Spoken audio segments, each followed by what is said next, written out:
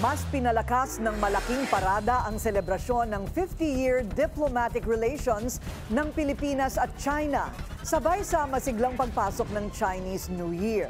Yan ang agenda report ni Hannah T. Live nag-uulat mula sa Pasay City. So Hannah, kumusta na ang Chinese New Year mo dyan? Saan ka na naman napadpad?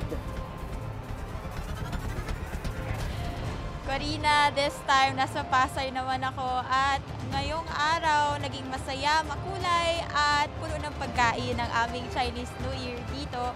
At kasabay niyan ang pag-arangkada ng isang golden parade para sa mga nagdiwang ng Chinese New Year mula yan sa Old Manila Post Office hanggang Lucky Chinatown sa Binondo.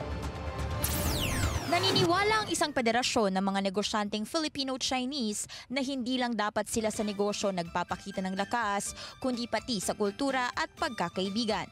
Kaya sa pagdiriwang ng 50th anniversary ng diplomatic relations ng Pilipinas at China, kasabay ng Chinese New Year, selebrasyon nito ng pagtutulungan at matagalang ugnayan ng dalawang bansa. Yan din ang dahilan kung bakit nagpatayo kami ng mga parada para ipaliwanag, para ipakita sa ating taong bayan na ang mga Pilipino-Chinese ay kaibigan. Mga makukulay na float ng iba't ibang asosasyon ang sabay-sabay na nagparada mula sa lumang post office ng Maynila hanggang Lucky Chinatown kanina. Mapapilipino o inchik, masiglang nakiisa. Pinangunahan ng Manila LGU ang parada at nagsaboy pa ang ibang mga filchi ng chocolates, candies at damit sa mga nakisaya sa parada. Sabi ng Federation of Filipino-Chinese Chambers of Commerce and Industry, magiging hamon ngayong taon para sa Filipino-Chinese community ang panibagong administrasyon ni Donald Trump bilang US President. Gusto niya sila lang ang bida, yung mga iba hindi bida. Hindi lang mga negosyante ang nakisaya, pati mga Pilipinong scholar ng Chinese-Filipino Business Club Incorporated, maagang naghanda para sa parada.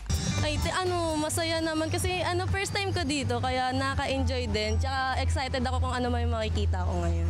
Ang wish ko po is yung lahat po kaming mga scholars dito is makatapos po kami and maging ligtas po itong gaganaping event po natin ngayon. Ngayong Year of the Wood Snake, mahalaga raw ang pag-adapt sa mga pagbabago sa bansa para sa pag-unlad ng mga Pilipino, katulad ng ahas na nagpapalit ng balat. Bawal po sumuko. Parang bilyonaryo yan. Bawal sumuko. Kailangan tuloy-tuloy. Grande namang sinalubong ang Chinese New Year dito sa Maynila kagabi. Dinagsa ng daang-daang tao ang Jones Bridge para sa makukulay na paputok bandang hating gabi. Mensahe ng mga asosasyon, ang bagong taon ay bagong pag-asa at mas matibay na pagkakaibigan ng Pilipinas at China. Corina, dito sa Pasay tatapusin ng Federation of Filipino-Chinese Chambers of Commerce and Industry ang selebrasyon nila ng Chinese New Year. Ngayong araw, bibigyang pagkilala nila ang mga Pilipinong inchik na nagbigay kontribusyon sa ating bansa. Corina. So marami ba, Hannah, ang dumalo sa parada at hanggang ngayon busy pa rin sa Binondo?